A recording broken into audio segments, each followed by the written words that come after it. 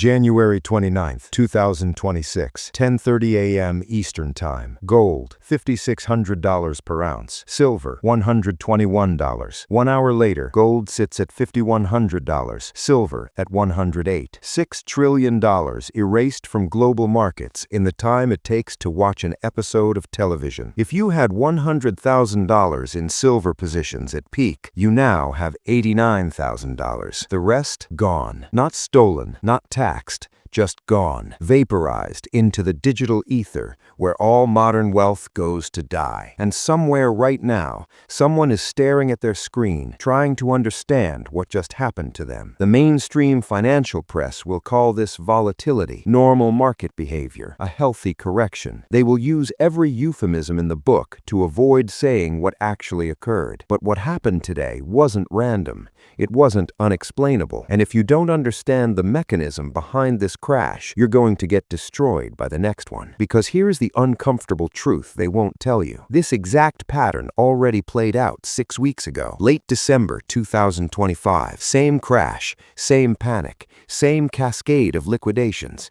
And then January exploded. Gold up 30%, silver up 65%. The biggest monthly rally in 4 decades. So the question isn't whether crashes happen. The question is whether you understand why they happen. And more importantly, whether you're positioned on the right side of the wealth transfer when they do. Stay with me, because what I'm about to show you reveals how modern markets actually work. Not how they're supposed to work, how they actually work. Let me show you what $6 trillion disappearing looks like in human terms. Imagine you're holding silver contracts. You bought in at $120 because you watched it climb from $80 to $121 in 3 weeks. The momentum felt unstoppable. Every chart pointed up. Every analyst said higher. Gold was breaking records. Silver always follows gold, just with more intensity. The trade felt obvious. Then at 10:30 a.m., the candle turns red. Not a small red candle. A cliff. Price dropping $2, then $5, then $8 in minutes. You tell yourself it's a dip. Dips happen. You've held through dips before, but this one keeps going. $110, $109, $108, and then you notice something else.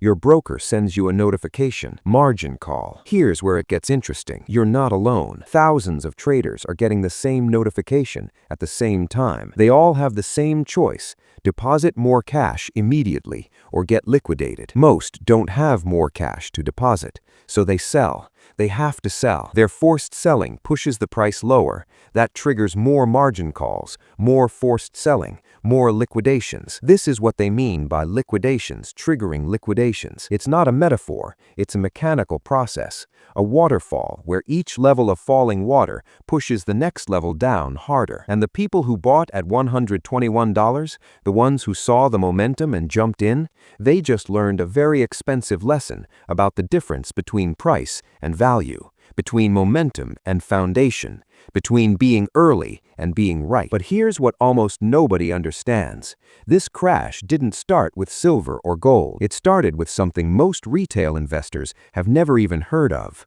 the DXY. 3 letters that control more wealth than most people will see in 10 lifetimes. The dollar index. It measures the strength of the US dollar against a basket of major currencies: euro, yen, pound, Swiss franc, Canadian dollar, Swedish krona. When the DXY rises, the dollar is strengthening. When it falls, the dollar is weakening. Now here's the part they don't teach you in economics class. Gold and silver don't move independently. They move inversely to the dollar. Almost always. Not sometimes, not occasionally, almost always. This is the single most important relationship in precious metals trading, and 90% of retail investors have no idea it exists. Think of it mechanically. Gold is priced in dollars. When the dollar strengthens, it takes fewer dollars to buy the same ounce of gold. So the dollar price of gold falls. When the dollar weakens, it takes more dollars to buy that same ounce. So the dollar price rises. It's a seesaw. Dollar on one side, metals on the other. They cannot both go up simultaneously. The mechanics don't allow it. Today, the DXY pumped hard. The dollar surged against every major currency. And gold and silver? They got obliterated. Not because anything changed with gold or silver themselves, because the other side of the seesaw went up. Professional traders watch the DXY like hawks. They see the dollar spiking, they dump metals before retail investors even notice. By the time you see the red candle on your gold chart, institutional money has already exited.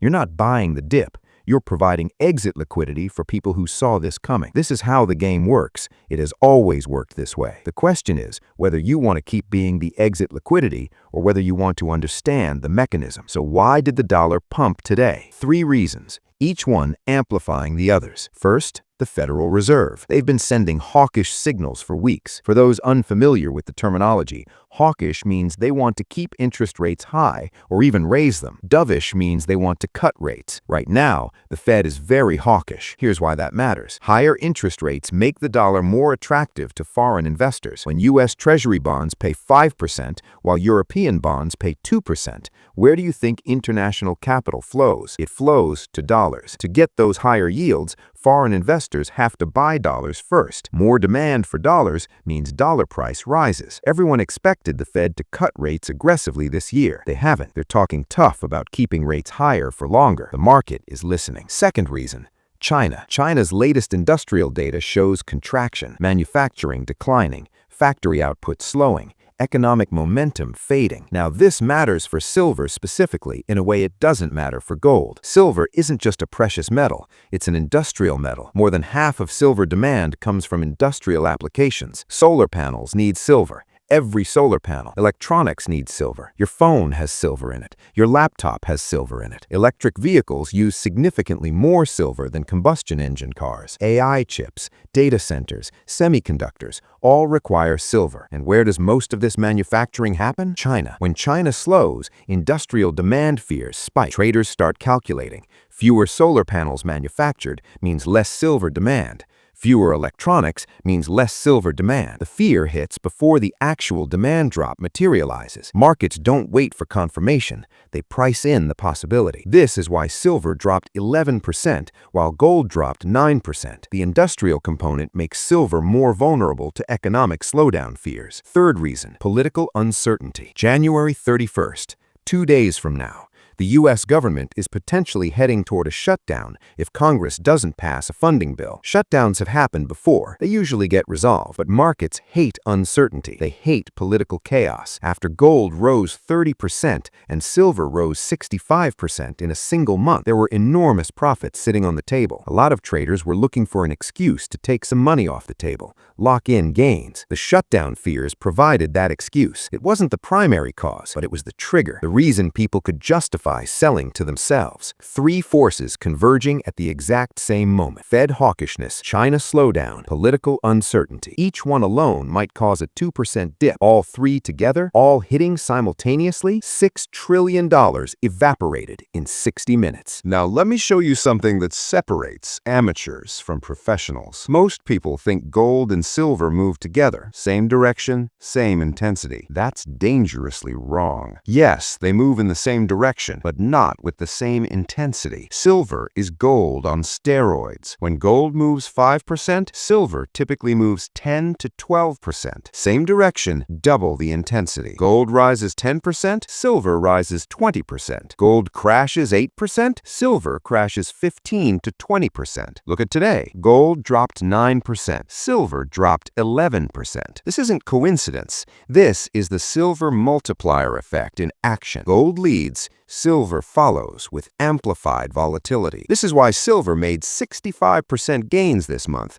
while gold made 30%. And this is why silver crashed harder today. If you're trading silver, you need to understand this multiplier. It will make you money faster. It will also destroy you faster. The leverage cuts both ways. But here's where it gets interesting. Compare today to Monday. Monday, a few days ago, we had another crash. Silver crashed 14%, but gold only dropped 2%. Why the difference? Monday's crash was silver-specific, driven by industrial demand fears, China news, silver-specific selling. Gold barely moved because the cause wasn't macro, it was commodity-specific. Today's crash is different. Both gold and silver crashed together. Gold down 9%, silver down 11%. When both crash in tandem like this, it tells you the cause is macro, not metal-specific. And today's macro cause? The dollar. The DXY pumped. Both metals dumped. This distinction matters because it tells you what to watch. If you want to predict the next move, you can't just watch gold and silver charts. You have to watch the dollar. When the DXY spikes, prepare for pain in metals. When the DXY drops, prepare for gains. Most retail investors never learn this. They watch metals all day and wonder why they keep getting surprised. They call it manipulation. They call it rigged. They don't understand they're watching the wrong indicator. December 30th and 31st, 2025, the last 2 days of the year. Sharp crash out of nowhere. Panic selling everywhere. Liquidations cascading through the system. Red candles stacking. Weak hands getting destroyed. The sentiment was absolutely terrible. Social media full of doom. People calling for the end of the bull market. Gold and silver are finished. The top is in. Fear was maxed out. Then January happened. Gold up 30% in a single month. Silver up 65% in a single month. Record highs, not just broken, but shattered. The biggest monthly rally in over 40 years. All those people who panicked in December, who sold at the bottom because they were scared, who listened to the doom and gloom, they watched the rocket launch without them. They sold low. They missed everything. Now look at today, January 29th, 2 days before the end of the month. Sharp crash, panic selling, liquidations cascading. Same pattern, same timing, same fear. The question is whether February repeats January. Let me show you why it might. First, understand what hasn't changed. The crash today was about the dollar, about the Fed, about short-term fear, about weak hands getting shaken out. But the fundamentals, the big picture, none of that changed. While you were panicking, Tether was still buying 1 to 2 tons of gold every single week.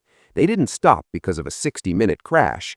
They don't care about your fear. They're accumulating. While you were watching red candles, BRICS nations were still stacking. China, Russia, India, they didn't sell today. They bought. They always buy the dips. They've been doing this for years. While you were refreshing your portfolio, the de-dollarization trend was still accelerating. Countries are still moving away from the dollar. That didn't reverse in 60 minutes. While you were questioning everything, the supply deficit in silver was still real. 5 consecutive years of deficit. Mines still depleting. That didn't change today. You know what changed? Sentiment. That's it. Just sentiment. Weak hands panicked. Strong hands accumulated. And sentiment can flip on a dime. It flipped negative today. It can flip positive tomorrow. Here's what happens after sharp crashes in bull markets. They shake out weak hands. They reset overbought conditions. They create fear. And then the big players step in. They buy the fear. They accumulate at lower prices. They load up while retail is panicking. Then the rally resumes stronger than before. This has happened repeatedly in this bull market. The question is whether we're still in a bull market. Look at the evidence. Gold is still up massively year to date, even after today's crash. Silver is still up substantially, even after today's dump. Central banks are still buying at record levels. The dollar's long-term trend is still down. Today was a spike, not a reversal. Nothing suggests the bull market is over. Everything suggests this is a correction within a larger uptrend. But let me give you 3 scenarios, because certainty is the enemy of clear thinking. Scenario 1, the bull continues. This crash is exactly like December, a shakeout before the next leg up. February starts strong, new highs by March. Silver breaks $150, gold breaks $6,000.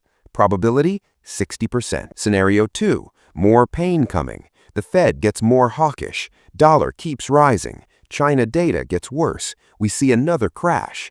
Gold tests $4,800. Silver tests $90. Probability? 30%. Scenario 3, the chop zone.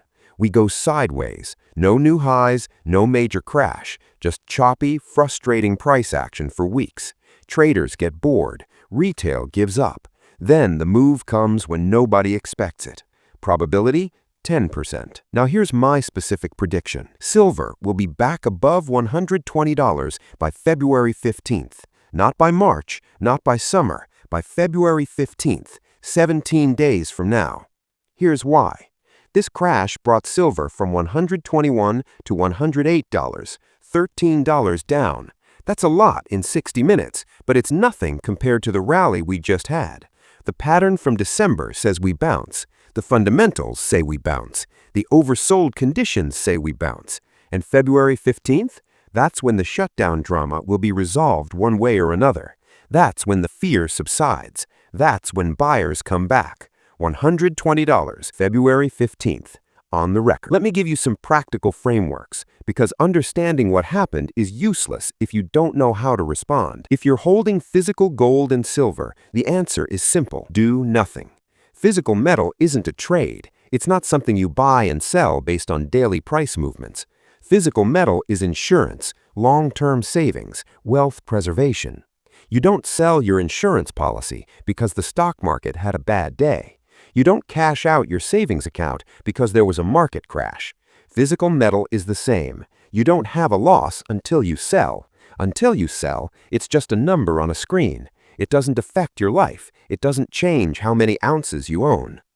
If you bought physical silver at $100 an ounce, you still own that silver. It's still in your possession. The crash didn't take it from you. Ignore the daily noise. Check back in 6 months. The fundamentals haven't changed. The long-term thesis hasn't changed. Only the short-term price changed. If you're trading with leverage, today was your wake-up call. Leverage in volatile markets is a death sentence. Not might be, is. Liquidations triggering liquidations. That phrase should haunt you because that's exactly what happens when leveraged traders get caught on the wrong side. You think you're smart. You think you can handle the volatility. You think your stop loss will protect you. And then price gaps down. Your stop loss gets skipped. You get liquidated at a price far worse than you expected. Your account is gone. This happens every single time there's a sharp crash. Leveraged traders get wiped out every single time. If you're using leverage on gold or silver, reduce it dramatically or eliminate it entirely. The potential gains are not worth the risk of total wipeout. If you're waiting on the sidelines with cash, this might be your moment. The best time to buy is when there's blood in the streets, when fear is everywhere, when red candles are stacking. That's when smart money accumulates. That's when the wealth transfer happens, from the panicked to the patient, from the fearful to the prepared. But only buy what you can afford to hold through more volatility, because I can't promise this is the bottom. There might be more pain. There might be another leg down.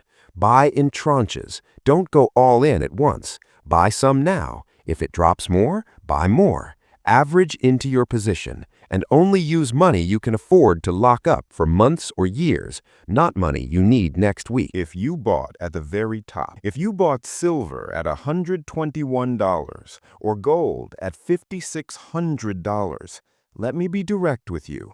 It hurts. Watching your portfolio drop 11% in an hour hurts. I understand.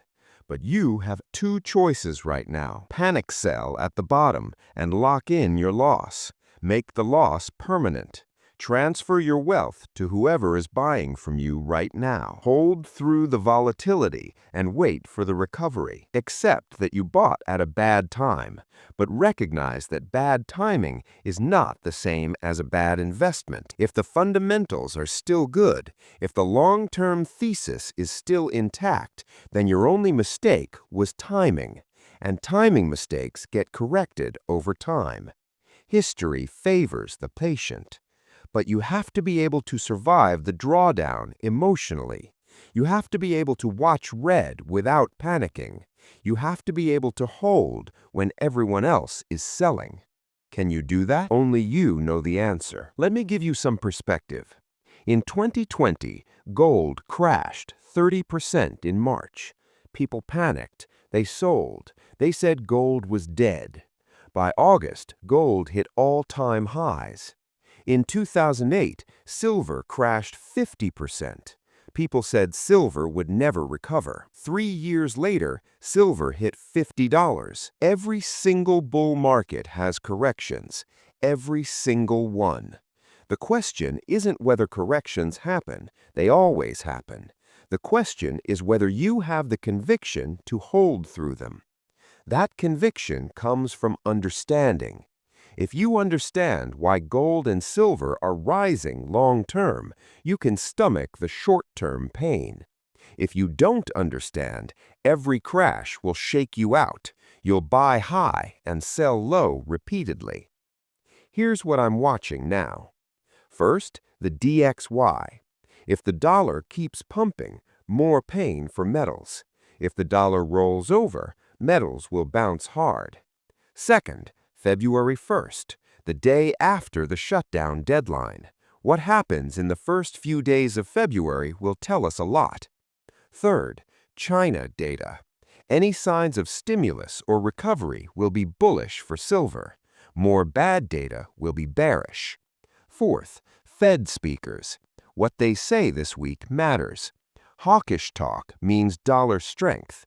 Dovish talk means metals rally. Watch these 4 things. They'll tell you what comes next. There are 3 types of people watching this right now. First type is panicking. They're refreshing their portfolio every 5 minutes. They're thinking about selling everything. They're letting fear drive their decisions. The second type is frozen. They don't know what to do, so they do nothing. They just watch and hope it gets better. The third type is learning. They're taking notes. They're understanding why this happened. They're preparing for what comes next. They know that crashes create opportunities for those who are ready. Which type are you? Let me leave you with this. Markets are designed to transfer wealth from the impatient to the patient, from the emotional to the rational, from those who react to those who prepare. Today, $6 trillion changed hands in 60 minutes. Some people lost that money. Other people gained it. The question is which side of that transfer you're on. If you panic sold today, you transferred your wealth to someone else, someone who was waiting for this, someone who understood the game. If you're still holding, you still have a chance. The game isn't over. And if you're sitting in cash, watching from the sidelines, waiting for your moment, pay attention, because moments like this don't come often. December crashed. January pumped. January crashed. February is coming. The pattern is right there. Will it repeat?